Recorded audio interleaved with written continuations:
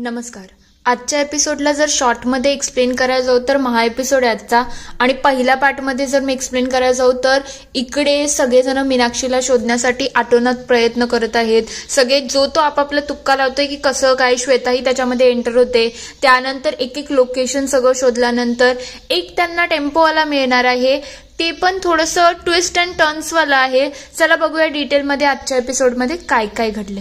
नमस्कार. आजच्या भागात आपण बघणार आहोत इकडे मिठू मीनाक्षीला शोधायला जात असते. तेवढ्यात तिला मंजुषा मिळते आणि म्हणायला लागते, काय ग मिठू, तुला मी कुठे सोडू का? तेव्हा ती म्हणते, नको, मी थोड्या घाईतच आहे. तेव्हा त्या गाडीमध्ये अजून कोणी नाही तर मीनाक्षी झोपलेली असते. ते सगळं होत असताना इकडे त्या येतात आणि शोधाचं सुरू करतात. प्रेरणाला कॉल करतात आणि म्हणतात की तुम्ही सुद्धा शोधायला सुरुवात करा. इकडे एक एक रिक्षावाला, बाईकवाला सगळ्यांना मीनाक्षीचे फोटो दाखवून शोध मोहीम जोरदार सुरू असते. तेवढ्या इकडे मिठू काही मुलींनाही विचारते, बाळांनो, तुम्ही या मुलीला बघितलं का? पण काही उपयोग होत नाही. तेजा, प्रेरणा, बाकी सगळ्याही आपापला प्रयत्न करत असतात. तेव्हा प्रेरणा म्हणते, मी सगळ्या रिक्षावाल्यांना विचारलं पण कोणाकडे काहीच उत्तर नाही. तेव्हा वल्लरी म्हणते, मी पूर्ण तो एरिया शोधून काढला पण तिथून सुद्धा काहीच कळलं नाही. खरंच या सगळ्या गोष्टी थोड्या कॉम्प्लिकेटेड आहेत की मीनाक्षी गेली तरी कुठे.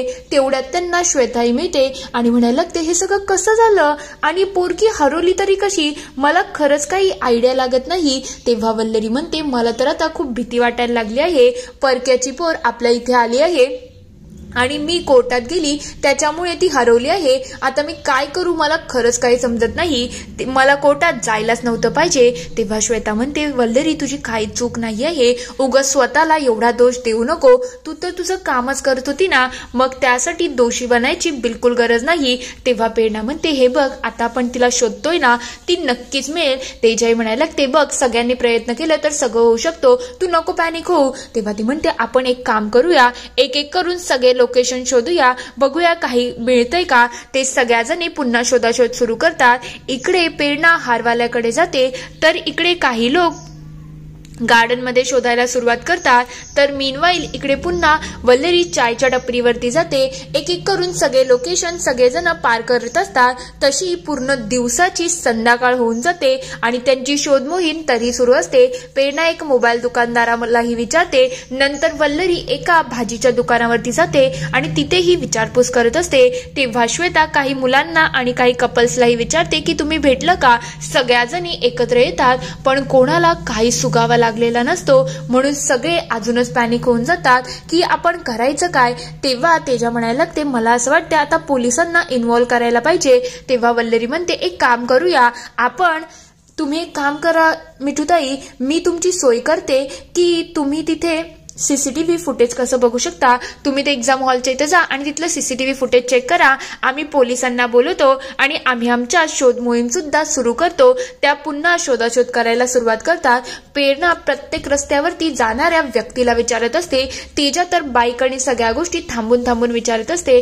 तेवढ्यात काही लोक रिस्पॉन्स करतात तर काही लोक बिलकुल रिस्पॉन्स करत नाही.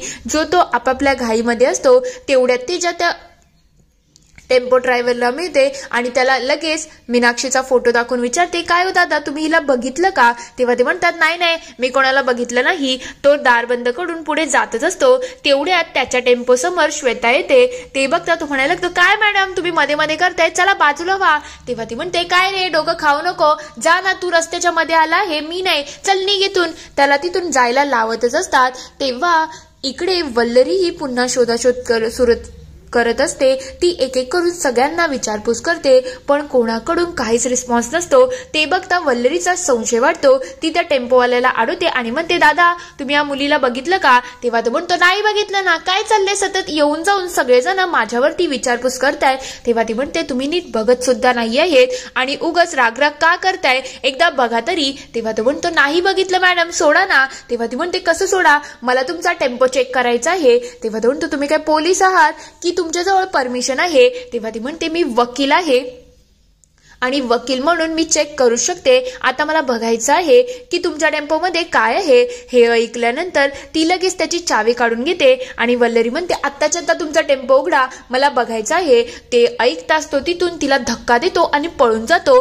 तो तिथून सुसाट पळून गेलेला असतो. हे सगळं होत असताना या तिघी म्हणायला लागतात काय झालं वल्लरी, तू टेम्पो का अडवला आहे. तेव्हा ती म्हणते मला डाऊट येत आहे की या टेम्पोवाल्यास काहीतरी गडबड आहे. तेव्हा तेजा म्हणते कसं काय ग, आम्ही सुद्धा त्याला भेटलो ना, पण असं काहीच झालं नाही. तो तर म्हणाला त्या मुलीला तो ओळखत सुद्धा नाही. तेव्हा वल्लरी म्हणते अहो तो मला धक्का देऊन गेला आहे, म्हणजे नक्कीच काहीतरी गडबड आहे. चला पहिले आपण टेम्पो ओपन करू. जसं टेम्पो ओपन होतो त्यामध्ये मुली सगळ्या बेशुद्ध असतात आणि ते बघतात सगळे खूप भावुक झालेले असतात की मुलींना काय झालं आहे. मीनाक्षी मीनाक्षी करून सगळेजण हाक मारायला लागतात, पण मीनाक्षीला काही जाग येत नसते.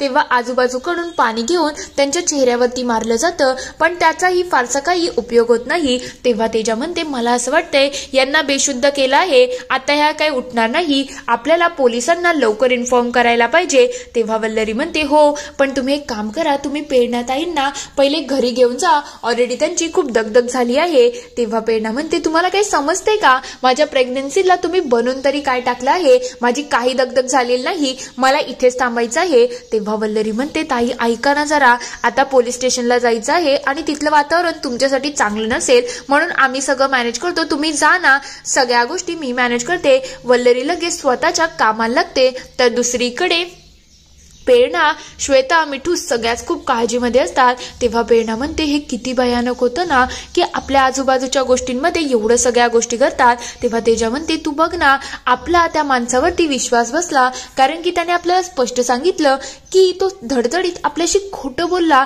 की तो मीनाक्षीला ओळखतच नाही आणि त्याच्याच टेम्पोमध्ये आपल्याला मीनाक्षी मिळाली. म्हणजे किती खोटी गोष्ट चालली आहे ना. आजूबाजूच्या परिसरामध्ये काय होईल याचा अंदाजच लागत नाही. जर वल्लरीने तो टेम्पो अडवला नसता तर काय झालं असतं. ती वकील आहे म्हणून ती शातीरपणे वागू तरी शकते. तेव्हा मिठू म्हणते बरोबर आहे ग, खरं म्हटलं तर आजकाल या गोष्टी खूप कॉमन होत चालल्या आहे. तेव्हा प्रेरणा म्हणते मला तुमच्या सगळ्यांचं म्हणणं पटत आहे, आपल्याला आता थोडं सतर्क राहणं गरजेचं आहे. तेव्हा ती म्हणते हो ते तर बरोबरच आहे, पण सतर्क राहून सगळ्या गोष्टी मॅनेज करणं सुद्धा खूप कठीण झालं आहे आणि मला नाही वाटत हे एवढं इझी असेल. तेव्हा ती म्हणते हे बघा, जर आज वल्लरीच्या हुशारीने तिने 2 मिनिटांमध्ये त्या माणसाला ओळखलं की त्याच्यामध्ये काहीतरी गडबड आहे, म्हणून तर आपल्याला आपली मीनाक्षी मिळाली, नाही तर आज मीनाक्षीच्या बाबतीत काय घडलं असतं ना याचा पण अंदाज सुद्धा लावू शकत नाही. म्हणून आता आजूबाजूच्या परिसरामध्ये वावरताना आपल्याला सगळ्यांवरती विश्वास ठेवून चालणार नाही. आताची लोक तशी राहिलीच नाही की ज्यांच्यावरती आपण विश्वास ठेवू. आता विश्वासघात खूप जास्त प्रमाणात होत आहे, म्हणून आपल्या सगळ्यांना सतर्क राहणं गरजेचं आहे. हे सगळं होत असताना त्या थोड्या पॅनिक झालेल्या असतात. तर दुसरीकडे पोलीस स्टेशनला सगळे जण पोरींची काळजी करत असतात. तेव्हा इन्स्पेक्टर म्हणायला लागतात बाळांनो, तुम्हाला तिथे कोण घेऊन गेलं, त्यांच्यामध्ये काही बोलणं झालं किंवा काही तुम्हाला अपडेट आहे का. तेव्हा वल्लरी म्हणते साहेब मी जरा यांच्याशी बोलून बघू का, जर माझ्याशी काही बोलल्या तर. तेव्हा ते म्हणतात काहीच हरकत नाही मॅडम, तुम्ही एकदा ट्राय करू शकता.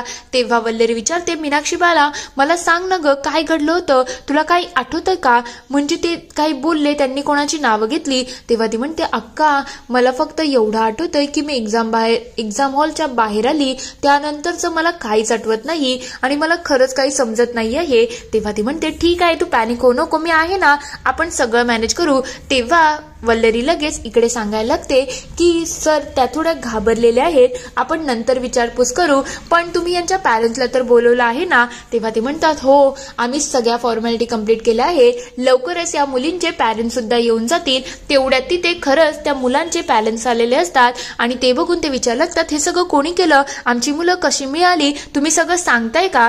तेव्हा इन्स्पेक्टर सांगतात हो आम्ही सगळं सांगतोय, तुम्ही काळजी करू नका, पण पहिले तुम्ही सगळ्या फॉर्मॅलिटी कंप्लीट करून घ्या. तेव्हा ती विचारते बाकी सगळ्यांचे तर पेरेंट्स आले, पण या 2 मुलींचं काय आहे.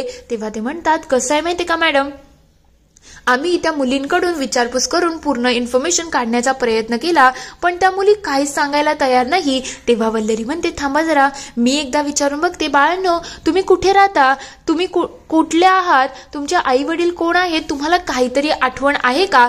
तेव्हा त्या मुलींच्या तोंडातून शब्दच निघत नसतात. ते बघता पोलीस म्हणायला लागतात, आता आपण काय करायचं मॅडम, मला याच गोष्टींची काळजी वाटत आहे. तेव्हा वल्लरी म्हणते, मला असं का वाटते, या मुलींना मी कुठेतरी बघितलं आहे, म्हणजे रिसेंट मध्येच कुठेतरी बघितलं आहे. तेव्हा ते म्हणायला लागतात, मॅडम जर तुम्ही कुठे बघितलं असेल ना तर लगेच सांगा, कारण की याचा आपल्याला उपयोग होऊ शकतो. म्हणजे यांचे घरचे कोण आहेत ना ते शोधणं सोपं होईल, कारण की या मुली तर काहीच बोलत नाही. तेव्हा वल्लरीला आठवण येतं की जेव्हा ती आश्रमामध्ये समारंभाला गेली होती तेव्हा याच 2 मुली होत्या ज्या सगळ्या वस्तू देत होत्या. तेव्हा ती म्हणते, अच्छा आत्ता आठवलं, तिला सगळ्या गोष्टी क्लिक होऊन जातात. तर दुसरीकडे इकडे मंजुषा अक्षरशः चिडलेली असते. ती त्या टेम्पो ड्रायव्हरला धडाधड मारायला लागते आणि म्हणते, तुझ्यामुळे एवढ्या वर्षाची माझी जी सवय आहे ती पूर्णपणे बर्बाद झाले. तुने टेम्पो सोडलास कसा, तू पकडला गेलास कसा, हे सगळं कोणी केलं आणि कसं झालं, तुला लाज वाटली नाही का हे सगळं करताना? तेव्हा तो म्हणतो, मॅडम त्या खरंच खूप डेंजर होत्या, त्यांनी मला अडवलं आणि डायरेक्टली खडसावलंच ना, मग मला काहीच समजलं नाही. तेव्हा ती म्हणते, अरे तू काय पहिल्यांदा काम करत होता का, तुझ्यामुळे माझं किती मोठं नुकसान झालं आहे याचा तुला अंदाज तरी लागता येतोय का, तुला समजते का आता पुढच्या गोष्टी किती कॉम्प्लिकेटेड होणार आहे? तेव्हा तो म्हणतो, खरं मॅडम माझी चूक झाली, मी ऍग्री करतोय, पण तेव्हा ती विचारते, मग त्या कोण होत्या, कशा दिसत होत्या, काहीतरी मला सांग म्हणजे मी त्यांच्यापर्यंत पोहोचेल. तेव्हा तो म्हणतो, हे बघा थोड्या 4-5 मुली होत्या, म्हणजे बायका समजा अशा होत्या, आणि त्यांच्यामधली एक वकील सुद्धा होती. तेव्हा ती म्हणते, अच्छा वकील होती का, जरा याचा पाहुणचार करा, त्यानंतर आपण बाकी सगळ्या गोष्टी बघू की आता हे सगळं कोणी केलं असेल. ज्यांनी कोणी केलं असेल ना त्याला मी एवढं इझिली सोडणार नाही. यांचा तर जीव घेतल्याशिवाय माझ्या जीवाला काही शांती मिळणार नाही. यांच्या जीवाशी तर मी खेळणार म्हणजे खेळणारच आहे. तर दुसरीकडे वल्लरी तिच्या कामामध्ये असते. ती लगेच मंजुषाला कॉल करते. तेवढ्यात मंजुषाच्या जवळ फोन येतो. तेव्हा ती म्हणते, मॅडम तुम्हाला एक महत्त्वाची इन्फॉर्मेशन द्यायची आहे. मी आणि माझ्या मैत्रिणींनी काही मुलींचा टेम्पो पकडला आहे आणि त्याच्यामध्ये आश्रमामधल्या 2 मुली सुद्धा सापडलेल्या आहेत. तेव्हा ती म्हणते, अच्छा एवढ्या सगळ्या गोष्टी घडल्या, हे सगळं कोणी केलं? तेव्हा ती म्हणते, ते तर माहिती नाही कोणी केलं आहे, पण तुम्ही एक काम करता का, त्या मुलींना घ्यायला येता का? तेव्हा ती म्हणते, हो बाळा मी येते तिकडे, फक्त हा मॅटर बाहेर जाऊ देऊ नको, कारण की हा मॅटर जर बाहेर आला तर मुलांमध्ये भीती सुद्धा होईल आणि आश्रमाचं नाव सुद्धा खराब होईल. तेव्हा वल्लरी म्हणते, तुम्ही काळजी करू नका, मी या गोष्टी बाहेर येऊ देणार नाही, पण तुम्ही लवकर इकडे या, कारण की आता त्या मुलींना तुमची गरज आहे. ती लगेच तिच्या कामाला लागते आणि त्याला म्हणायला लागते, तू इकडे ये, जरा मला तुझ्याशी बोलायचं आहे. आता तुला अंडरग्राऊंड व्हायचं आहे हे आठवण ठेव, आणि जेव्हा मी सांगत नाही तोपर्यंत बाहेर यायचं नाही. हे मॅटर जोपर्यंत शांत होत नाही ना तोपर्यंत तुला लपून राहायचं आहे. तेव्हा तो म्हणतो, हो मॅडम तुम्ही जे बोला ते मी करेल. तेवढ्यात ती त्याला काही पैसे द्यायला जाते. तेव्हा तो म्हणतो, मॅडम थँक्यू, बरं झालं तुम्ही मला वाचवलं, खरंच माझ्याकडून चूक झाली आहे. तेव्हा ती म्हणते, जे झालं ते झालं, आता हे पैसे घ्यायचे आणि निघून जायचं. फक्त एक गोष्ट आठवण ठेव, तुझा आणि माझा कोणताच संबंध नव्हता, आणि जर पैसे संपले ना तरी तुझ्याकडे पैसे स्वतःहून येऊन जातील. तू बाहेर यायचं नाही आणि कॉन्टॅक्ट सुद्धा करायचा नाही. तो लगेच हे सगळं करून तिथून जायला लागलेला असतो. तेव्हा ती म्हणायला लागते, एक गोष्ट आठवण ठेवा, आता तुम्हाला पुढची मूव्ह तर माहिती आहे काय करायची आहे. हा वाचला कामा नये, हा याला स्वर्गाचा रस्ता दाखवून टाका, म्हणजे याचा कायमचा बंदोबस्त तुम्ही करूनच टाका. ती अक्षरशः चिडून गेलेली असते. तर दुसरीकडे वल्लरीला मनोज भेटायला आलेला असतो. तेव्हा तो म्हणतो, खरंच नेमक्या वेळेला मी इथे नव्हतो, जर मी असतो तर मी तुमची थोडीफार का होईना मदत केली असती ना. तेव्हा ती म्हणते, अहो तुम्हाला माहिती आहे का, जेव्हा या मुली सापडल्या ना तेव्हा त्यांना बघून मला खरंच काही समजत नव्हतं, त्यांना बेशुद्ध केलं होतं. बरं झालं त्या सापडल्या, नाही तर त्यांच्या जीवाबरोबर काय झालं असतं ना याचा आपण अंदाज सुद्धा लावू शकत नाही. तेव्हा मनोज म्हणतो, आता ती भेटली आहे ना, तू का पॅनिक होत आहे? तेव्हा ती म्हणते, अहो तुम्हाला समजत नाही आहे, मला किती भीती वाटली होती जेव्हा मीनाक्षी हरवली होती. ती तर आपली मुलगी सुद्धा नाही आहे, पण परक्याची मुलगी आपल्यावरती विश्वास ठेवून आली आहे. तिच्या आई वडिलांना आपण काय उत्तर दिलं असतं मी याचा विचार सुद्धा करू शकत नव्हती, कारण की जोपर्यंत मीनाक्षी हरवली होती ना मी स्वतःलाच गिल्टमध्ये घेत होती. मला खरंच समजत नव्हतं काय करावं. तेव्हा मनोज म्हणायला लागतो, वल्लरी तू आता शांत हो, एवढा विचार करू नको. तेवढ्यात मीनाक्षीला जाग येते आणि ती म्हणायला लागते, अक्का माझ्या पोटात खूप दुखत आहे हो, मला काही समजत नाही आणि उलटीसारखं सुद्धा होतंय. तेव्हा मनोज म्हणायला लागतो, वल्लरी तू एक काम कर, तू इथल्या फॉर्मॅलिटी कंप्लीट कर, मी हिला घरी घेऊन जातो आणि डॉक्टरांनाही दाखवतो. तेव्हा वल्लरी म्हणते, ठीक आहे, काही हरकत नाही. ते दोघं तिथून निघून जातात. वल्लरी त्या 2 मुलींकडेही लक्ष द्यायला सुरुवात करत असते. तर तेवढ्यात इकडे मनोज बाहेर येतो आणि मंजुषाची गाडी सुद्धा तिथेच आलेली असते. मंजुषा गाडीमध्ये उतरेल तेवढ्यात मीनाक्षी गाडीमध्ये बसलेली असते. इथे अर्धा एपिसोड संपत आहे. आता खरंच पुढील भागामध्ये मंजुषाचं सत्य वल्लरीपर्यंत येईल का? कारण की मंजुषाने थोड्याफार का होईना चुका तर केल्या आहेत.